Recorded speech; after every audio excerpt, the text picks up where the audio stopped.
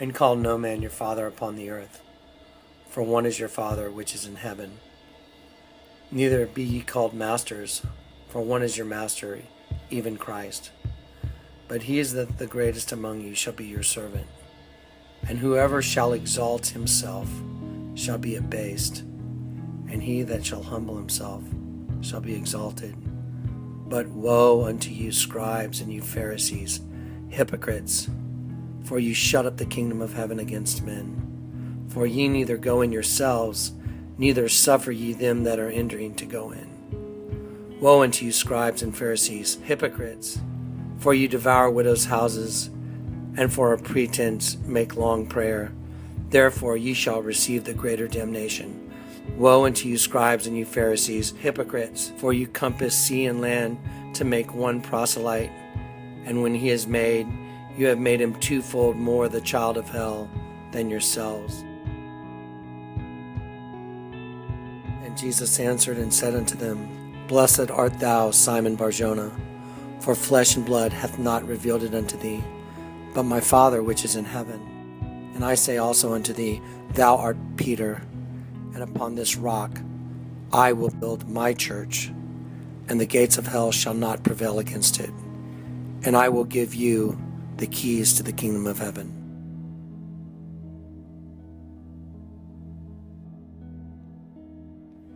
Isaiah said, Those who try and hide their plans from the Lord are doomed.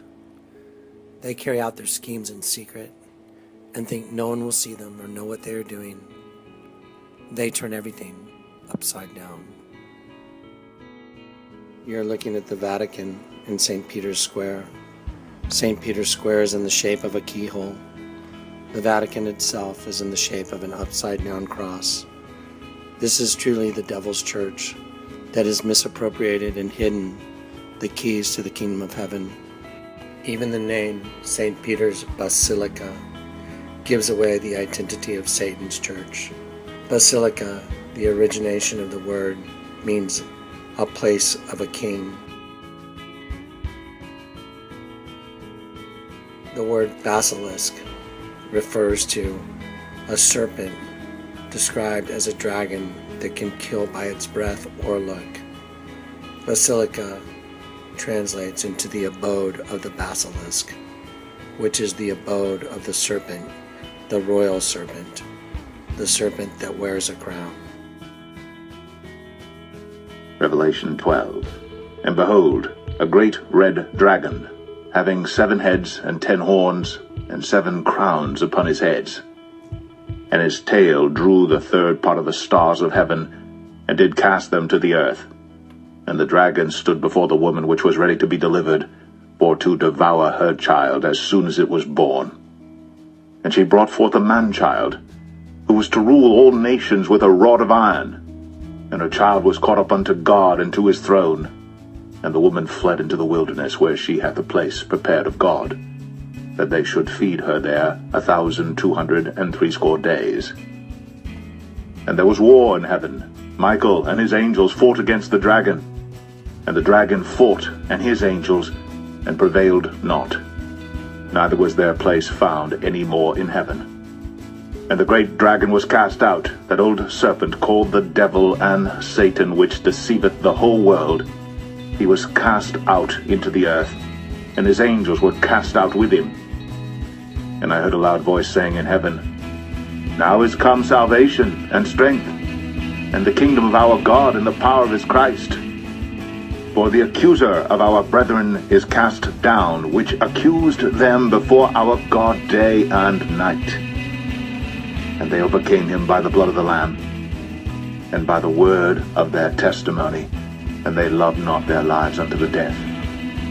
Therefore rejoice, ye heavens, and ye that dwell in them. Woe to the inhabitants of the earth and of the sea, for the devil is come down unto you, having great wrath, because he knoweth that he hath but a short time.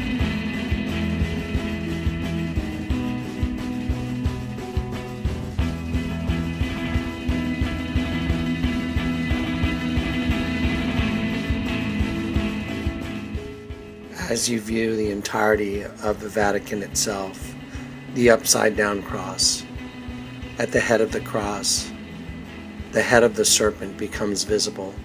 The conspicuously placed circles for the eyes of the serpent, as well as the square window for the exit of the tongue on the mouth of the serpent, becomes obvious. It is truly the abode of the serpent. The dome on the top of the Vatican becomes the crown of the serpent, truly hidden in plain sight. The entirety of the Vatican is an upside-down cross, with a serpent at the head of the cross wearing a crown. This is truly the Church of Satan, and the keys to the kingdom of heaven have been hidden by Satan himself in the form of one of the largest Christian churches in the entire world, boasting of over 1.2 billion members, deceived by Satan himself. Woe unto you, Pharisees and teachers of the law, for you have taken away the key to knowledge. You don't go in yourselves, and you kept those who are trying to enter from entering. Your damnation shall be the worse.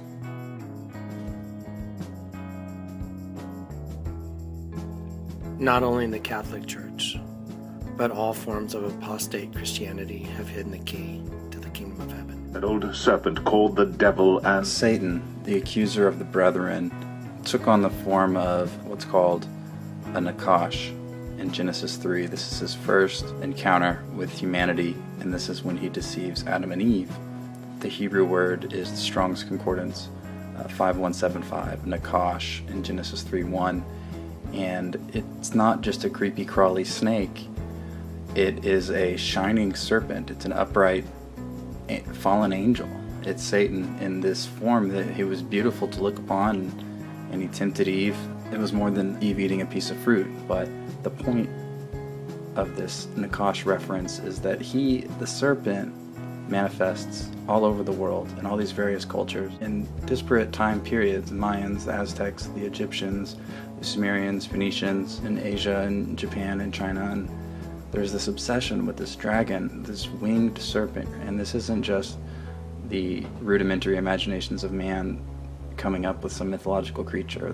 These are carvings of what they saw, and it's pretty evident to see that. It's hard to explain this as just coincidence that all these cultures came up with this same creature without there being some type of common denominator being Satan. Just like it says in Revelation we just listened to, that he deceives the whole world. He's deceived the whole world. And Michael's going to cast him out. Michael is going to fight with the angels, and they're going to fight Satan and his fallen angels, which is 1/3 of the angels, and they're going to get cast down to the earth. And Satan's going to then set up his New World Order government, but he has to have the groundwork here. He has to have a throne built for him, so that when he gets here, because he knows he has a short time, he's going to have to sprint right out of the gate.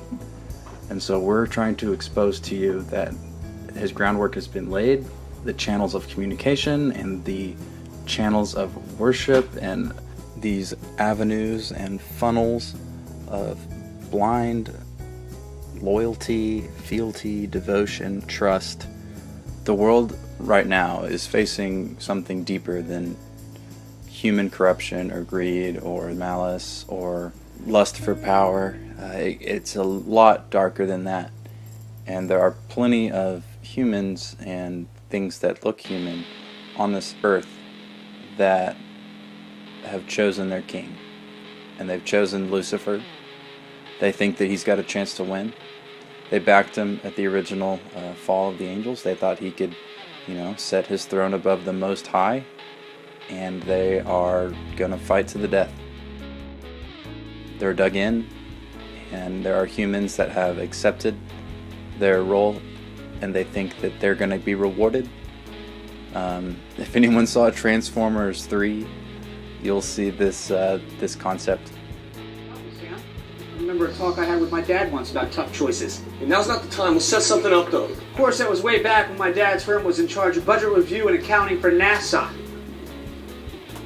You see, the thing that he taught me was, when it's not your war, you join the side that's going to win. You really think you're the first man ever asked to join the noble alien cause? Who are you? You know why we've not been back to the moon since 1972? Because these two, they came to my dad and they told him to do some creative accounting. They get way too expensive to ever go back, so he and others shut down the American and Russian space programs, and they've been our clients ever since. You help them kill people? You think they give you a choice? Besides, it's not like I personally participate. I am a liaison. I liaise. It's hostile takeover time, Sam. Begone, insect operative. Your work is done. Your Excellency. You chose sides? You chose wrong. That's it.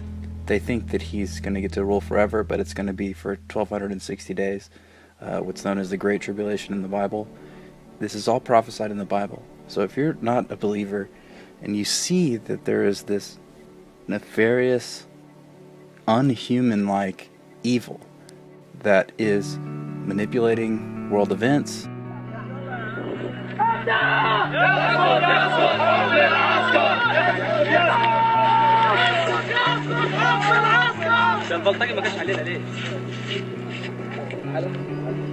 creating false flag terror events, starting these doctrines of man and these religions that all are going to be prepared, and they're all going to culminate whenever he does arrive. He's going to appear benevolent, but he is going to be that old serpent, Satan. And just like when he tempted Jesus in the desert in Luke, he took him to all the kingdoms of the earth, and he said, look, these all belong to me, for the glory of them has been bestowed to me from God. God has allowed Satan to set up these governments and kingdoms and royal bloodlines, and it's all part of the plan. He's going to let Satan flex all of his muscles, and he's still going to win. So we're here not to pick on any one particular religion, but to show you that they are all tracing back to you, that old serpent, Satan. The devil, the deceiver, he has created all of these false religions, these man-made, satanically inspired, man-made religions, as evidenced here. John of Patmos, who saw the visions that Jesus gave him, and he wrote the book of Revelation in 70 AD. When he was shown the mark of the beast and the number, it was in a foreign language to him at the time, and he just wrote down what he saw. And what he wrote was the Greek number 666 here as he wrote it. And as you can see, it is an eerie match for the phrase "in the name of Allah," and there is even it even looks like a serpent to me. I mean, here it is. And the Arabic language was not officially recorded as being a written down language until 512 AD. So John saw this and wrote it in 70 AD, and then 500 years later we have the phrase "in the name of Allah." And there was war in heaven. Michael and his angels fought against the dragon. And the dragon fought and his angels, and prevailed not. Neither was their place found any more in heaven. And the great dragon was cast out, that old serpent called the devil and Satan, which deceiveth the whole world. He was cast out into the earth, and his angels were cast out with him.